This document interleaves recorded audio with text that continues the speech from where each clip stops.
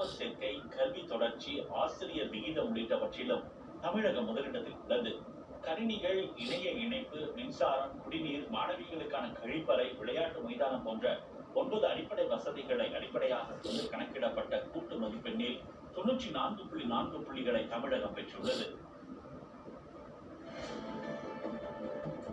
சென்னை அயப்பாக்கத்தில் நிலத்தடி நீர் திருடப்படுவதால் ஏரி, குளம், குட்டைகள், ஆழ்துளை கிணறுகள் வறண்டு காணப்படுவதாக அப்பகுதி மக்கள் தெரிவித்துள்ளனர். 20,000க்கும் மேற்பட்ட குடியிருப்புகளை கொண்ட அயப்பாக்கத்தை ஒட்டி அம்பத்தூர் ஏரி, அயப்பாக்கம் ஏரி, கொரட்டூர் ஏரி உள்ளிட்டவை அமைந்துள்ளன.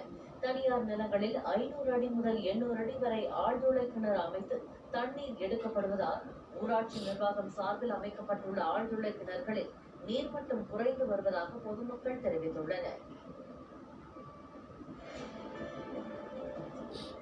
சென்னை திருவொற்றியூரில் இரவில் ஏற்பட்ட தொடர் மின்வெட்டால் பாதிக்கப்பட்ட மக்கள் சாலை மறியலில் ஈடுபட்டனர். திருவொற்றியூர் வீர் பைல்வான் தர்கா, தியாகராயபுரம் உள்ளிட்ட பகுதிகளில் சுமார் 7 மணி நேரத்திற்கு மேலாக அறிவிக்கப்படாத மின்வெட்டு நீடித்ததாக கூறப்படுகிறது.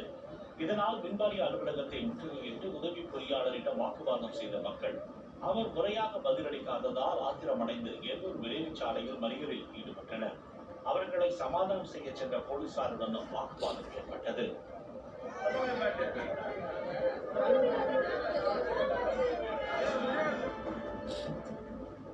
திருச்சி மாவட்டம் முசிறி அருகே மேலதொட்டியாப்பட்டி கிராமத்தில் சாமி மாடு மலை தாண்டும் விழா வெகு விமர்சையாக நடைபெற்றது.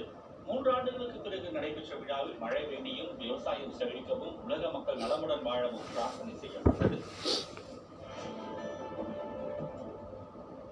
நெல்லை மாவட்டம் வீரவநல்லூர் தந்தை மகன் இரட்டை கொலை வழக்கில் மேலும் ஒருவரை துப்பாக்கியால் சுட்டு பிடித்து போலீசார் கைது செய்துள்ளனர். இந்த வழக்கில் ஏற்கனவே 13 பேர் கைது செய்யப்பட்டுள்ள நிலையில் கிருஷ்ணன் என்பவரை போலீசார் தேடி வந்தனர்.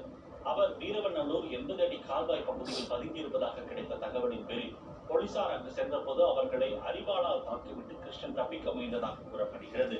இதனையடுத்து அவரது காரில் துப்பாக்கியால் சுட்டு பிடித்து போலீசார் கைது செய்தனர்.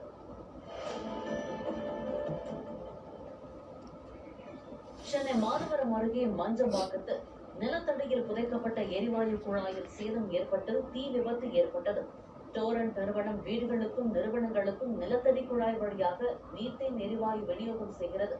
நேற்று நள்ளிரவு புதிய குழாய்களை பதிப்பதற்காக பள்ளம் தோண்டிய போது அருகில் ஏற்கனவே எரிவாயு சென்று கொண்டிருந்த குழாய் சேதமடைந்ததாக கூறப்படுகிறது. நள்ளிரவில் ஆட்கள் நடமாட்டம் குறைவாக இருந்ததால் உயிர்ச்சேதம் தவிர்க்கப்பட்ட நிலையில் 2 கடைகளும் ஒரு லாரியும் சேதமடைந்தன. சுற்று வட்டாரத்திலிருந்து